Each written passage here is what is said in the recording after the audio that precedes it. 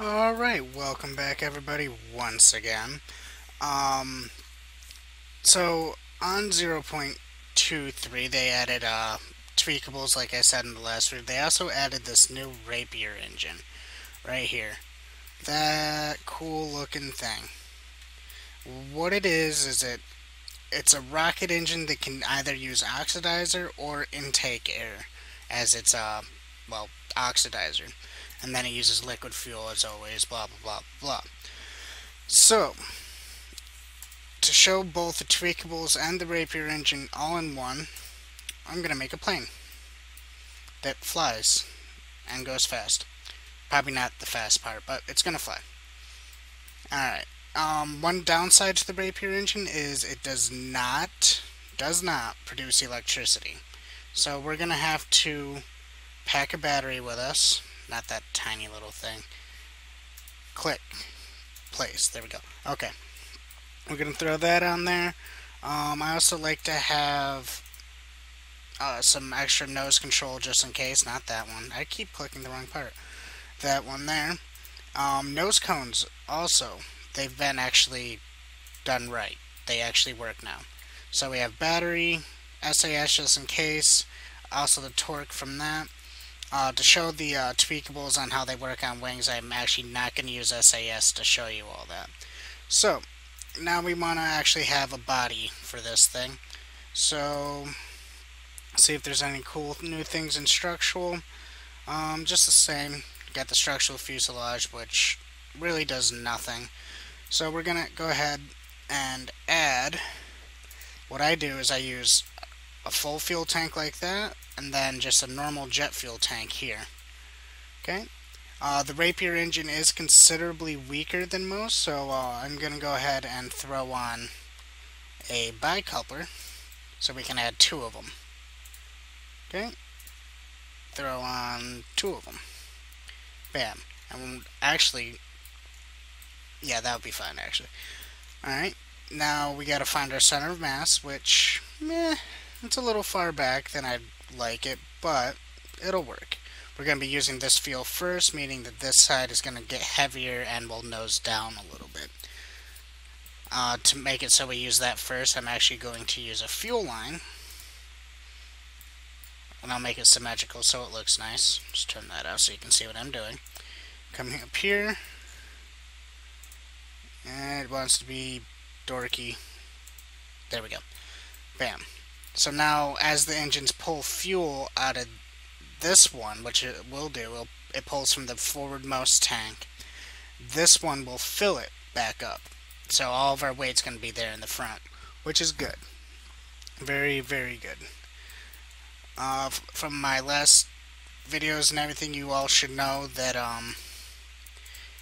for center of lift and all that kind of stuff, you want your gravity, center of mass, to be forward of your center of lift. So we want more lift in the back here. So we're going to go with a delta wing configuration with the, delta wing.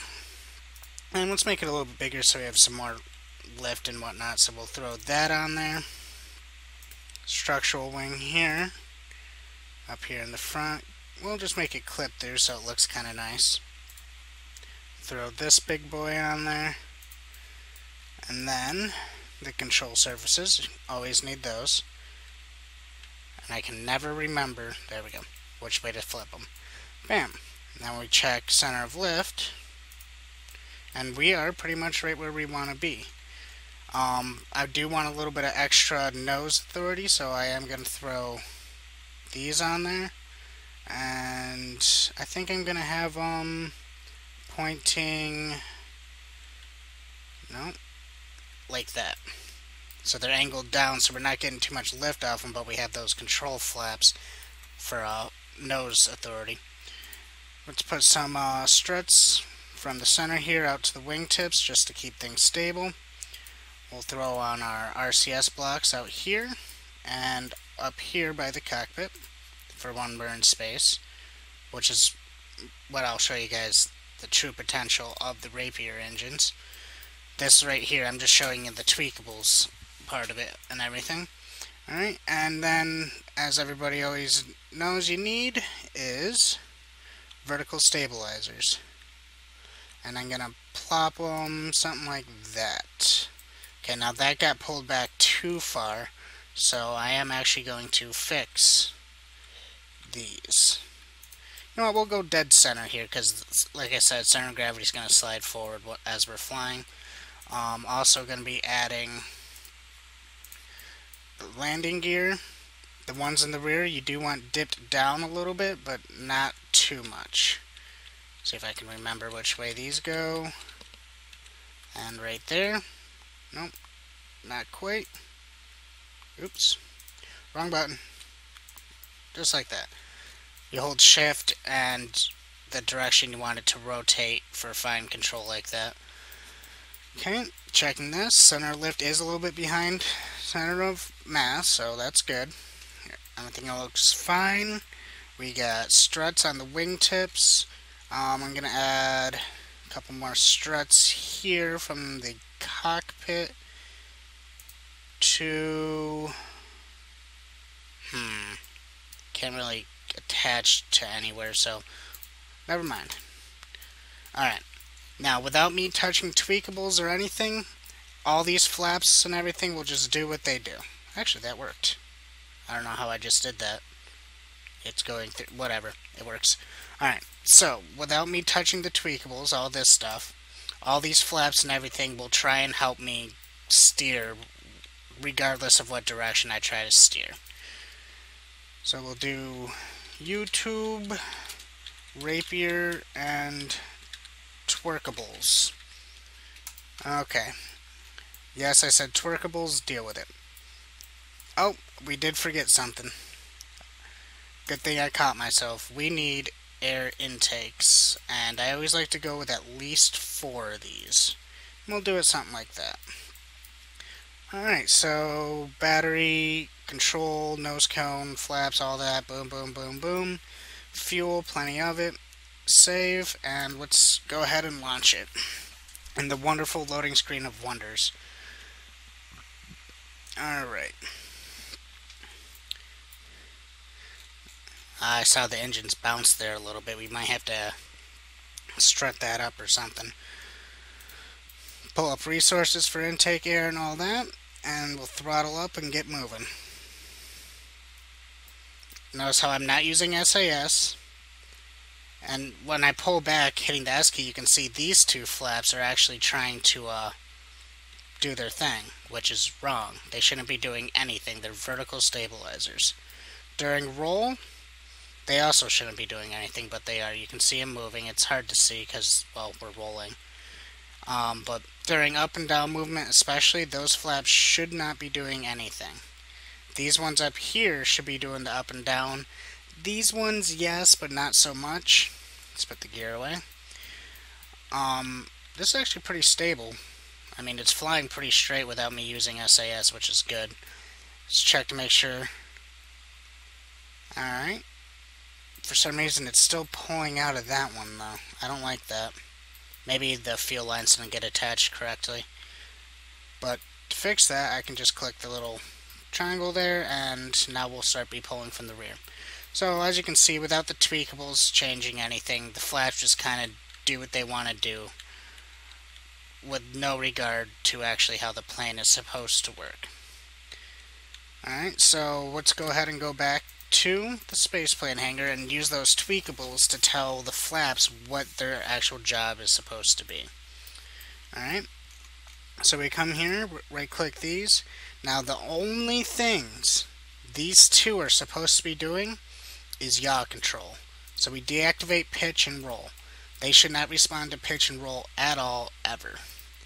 These should not do roll. They can help with pitch. Actually, they're not supposed to do yaw or roll. And these ones here are not supposed to do yaw. They have no input whatsoever on yaw. And as far as these fuel lines go, we'll just give up on that.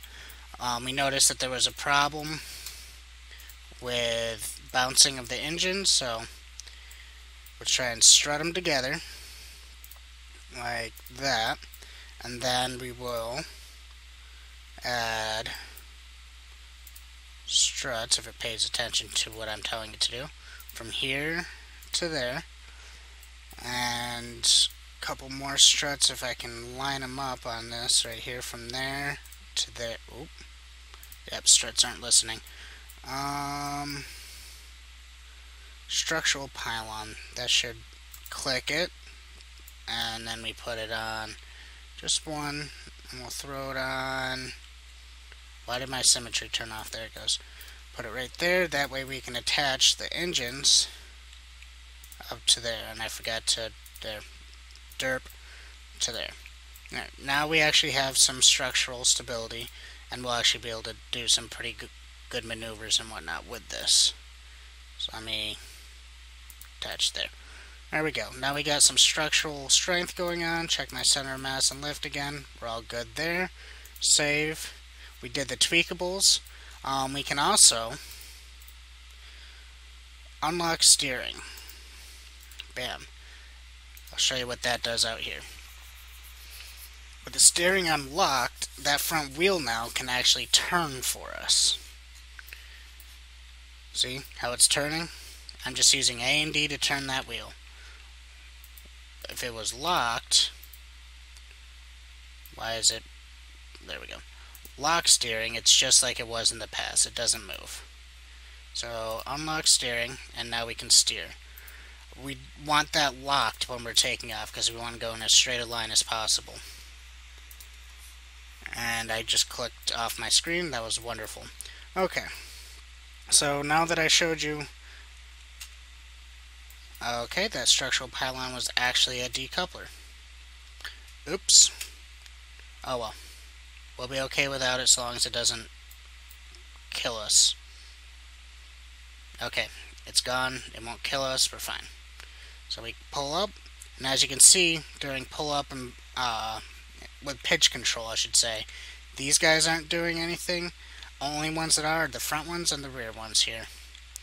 Now, in yaw, nothing's doing yaw except for these two tail fins. It does make it a little sloppy because I don't have SAS on, but everything looks to be stable. Forgot to turn off the fuel coming out of there. Alright. Everything looks stable. Pitch, yaw, roll. The only thing doing roll are the rear ones. The front ones are doing nothing for roll. And now, let's show you guys the advantage of these. Slap on SAS here, because I did lose control there for a second. It doesn't like to yaw though. It's weird. It's very not wanting to yaw plane. So we'll do it standard plane style. You want to turn, you go like that, and you pull up. And you level off. And then we'll yaw from there. Alright, so let's go to space with this thing. Check resources. Now for my other spaceplane tutorial videos, you should all know, you go pretty much straight up to 10,000. Let's get 90 degrees here on the nav ball. Right there. Well, 92. 90. There. That's where we want to be. So you go straight up to 10,000 just like any other rocket would. And the only advantage right now is we aren't using oxidizer. In fact, we're not using this front tank at all. We're only using that. And this is our in-atmosphere tank. This is all we're worried about. Check the nose cone temperature. We're not going nearly fast enough for deadly reentry to bother with anything. And this thing flies like a dart. Like, this thing is excessively stable. Has a lot of lift due to all the wing surface and everything. And this will carry us pretty much straight into space as long as fuel permits and I don't overheat the engines once they switch over. In vanilla, they don't have overheating problems, but with deadly reentry, the speed that we'll be going through the atmosphere and all that kind of stuff, it will affect it pretty heavily. Okay, now what I like to do is I like to go down to about 15 degrees and pick up as much horizontal speed as possible. We are still in the atmosphere, so with deadly reentry we have to pay attention to temperatures. Nose cone shouldn't be too bad. Its drag coefficient's pretty low. The cockpit, it's behind the nose cone, so it's fine. Fuel tank, fine. Fuel tank, fine. These are fine. Leading edge wings are going to take up a lot of heat as well. These ones are actually going up and down depending on how they're in the air. You can see it wobbling up and down. That's SAS controlling it and whatnot. And here in a second, we're going to be switching over to the rocket fuel engines. I can just tell from the intake air. We got 4 intakes, we're almost at 20K, so it's definitely about time to switch over. And they do this automatically for us. Sometimes it's not perfect, sometimes one switches over a little bit after the other, and you get a little bit of a delay, but it's nothing too serious to worry about. And any moment here, they're still on air breathing, which is there it goes. Close cycle. Now we open up this tank, and we should go straight up right about now. We want to try to get as much altitude as possible and get into space as quickly as possible. Alright, and from here I'll go over into the map view and just get that thing right up to 75. Once it's at 75, I can cut engine. And we're at 85. I went a little too far there. But that's fine. Cut engine, and now we can pretty much coast right out there. I'm going to nose down a little bit, so when we time warp, it will put us right where we need to be. Okay. And in space, you all know, unless you have a lot of torque, RCS is helpful. And in this case, we could probably use RCS to get us mostly into an orbit. Okay, and we're just about at apoapse. And actually, I'm going to try... Nope, wrong button. U for lights. Landing gear have lights. I'll just go into docking mode. There we go.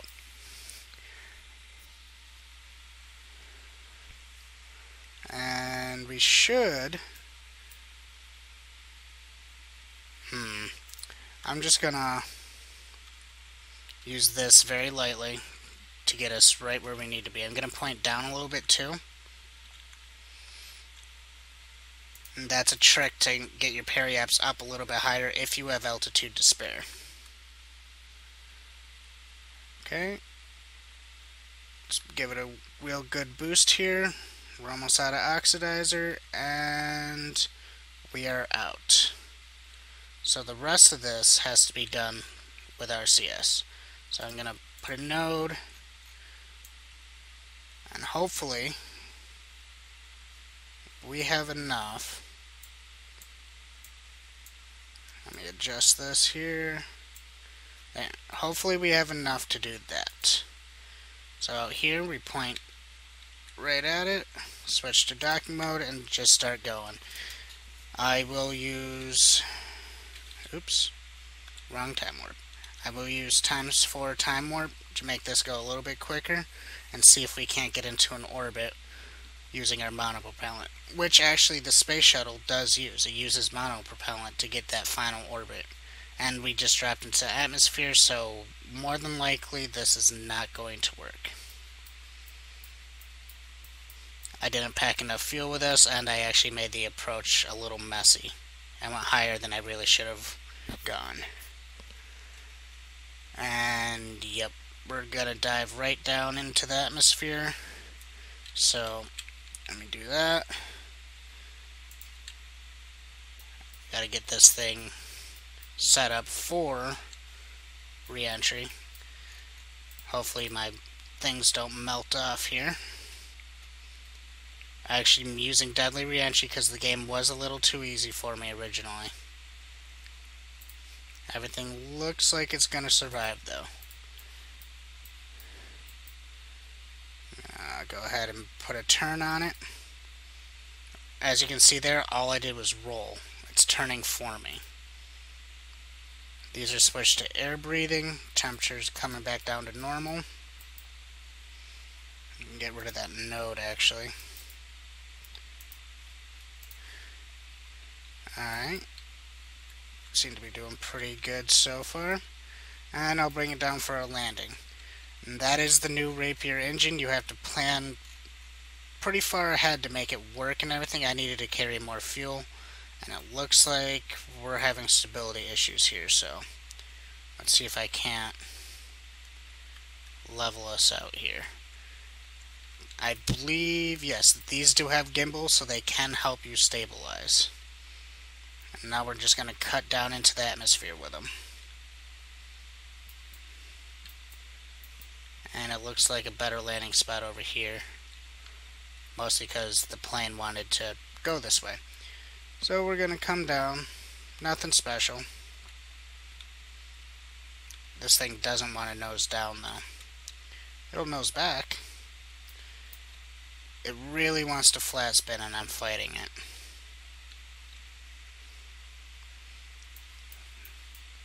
Hey, look at that. It's about to break into it. If I turned SIS off, it would probably... Well, let's see what the natural it wants to do. That way I can figure out its stability issues and upgrade it for next flight. Looks like, yeah, it looks like nose is climbing too much, which means now our lift is in front of our center of mass. The only way I could really think of fixing that is, well, for one, turn on SES so it tries to stabilize us. Yep. What I'm going to try and do is move all the fuel to the forward tank. And hopefully there's enough there where we can stabilize this flight. Try to use some vectoring here to get something out of it. I don't know if I can catch it. I don't know. This might be a bad trip for Mr. Jebediah. Luckily we're in sandbox mode, so it doesn't really matter. Alright. Try and catch it. Nope. It's not wanting to catch. Okay. It still wants to nose up way too much. Turn on RCS to see if that will help stabilize us. Now we're in a nasty spin. This is a very unstable plane in re-entry. And we died. Alright guys, well, let's go back to the spaceplane hangar and do a quick recap of our cabbages. So everybody loves cabbages. Okay, so with tweakables, you can tell certain things not to do things. Actually, I probably want that to roll. A lot of the issue there in the instability was roll, so we'll add some more roll authority with that. That's still good. And yeah, that one only does yeah. So to recap, on tweakables, you can adjust those. You can adjust the steering on these. Lights on, lights off, you know. You can test your lights to see if they point in the right direction for you and all that kind of stuff. Batteries, you can tell them to start off with no battery charge because you're weird and don't want battery power. Same thing in the cockpit. You can do that. You can decrease the amount of monopropellant that comes in the cockpit, which is used for Jeb's backpack. You can adjust the amount of fuel in these very easily. And air intakes, nope, those don't do anything. Rapier Engine, you can limit their thrust. They can switch automatically or manually, depending on what you want to do. You can toggle mode, closed cycle, air breathing, lock gimbal, free gimbal. You already know about the gimbals. This apparently was a decoupler of sorts, so for future flights we want to get rid of that, so we'll put that up there. That didn't change anything. Put that up there and there. And that should help increase stability in some way, shape, or form. Let's see here. Tweakables. The Rapier Engine does both air breathing and oxidizer switches automatically for you. You can do it manually. It does not generate power, so bring battery with you, solar panels if you plan on being somewhere for a while. Very low thrust, so make sure you have plenty of lift by using extra wing surfaces. A lot of problems people have when they're building space planes and stuff is they're using like 3 turbojets and 6 liquid fuel engines, which is ridiculous. The thrust to weight ratio on a turbojet engine is actually enough where you could make a rocket with it. It'll go up to about 20K just on jet fuel. And on this, and you'll be carrying a payload similar to this entire plane, which means your lift has no effect on your flight capabilities. So, with the thrust down, this is 175. See, that's 225. That's ridiculous. But max thrust with air breathing is 175. You might want to add wing surfaces. You could probably, if your plane was smaller, you could shrink down and only use the delta wing and maybe one structural wing. Um, but yeah, big problem with a lot of people is they use more engines than they really need, and they're not taking advantage of the fact that these provide lift. Alright, next time we'll go more in depth on our cabbages and our space planes. And maybe in the future we'll even find those dreaded cupcakes that Jebediah can never seem to find. Alright guys, until next time.